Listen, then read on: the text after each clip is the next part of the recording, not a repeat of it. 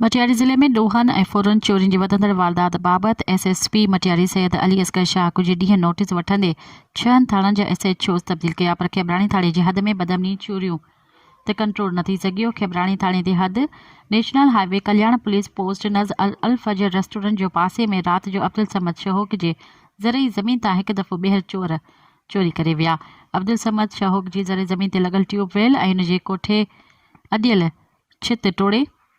चोर टेयर ऐं tubewell pump चोरी करे विया। खेबराणी पुलिस के अब्दुल समद शहोक जी इतला मुताबिक़ पुलिस जाइ वारदात ते पहुची मुआइनो कयो ऐं खेबराणी एसएचओ साईं बख्श चांडियो, जिन जो चवणु हो त मूंखे कुझु ॾींहं थिया आहिनि खेबराणी थाणे ते आऊं ऐं मुंहिंजी खेबराणी थाणे जो स्टाफ कोशिश करे चोरनि जे केफ़र किरदार ते पहुची चोरी वापसि कराईंदासीं ऐं चोरनि खे सख़्त सज़ा ॾियारी वेंदी। मज़ीद ख़बरनि ऐं तफ़सीलात लाइ विज़िट कयो असांजी वेबसाइट www.awamiNewsHD.com ऐं ॾिसंदा रहो अवामी न्यूज़ HD।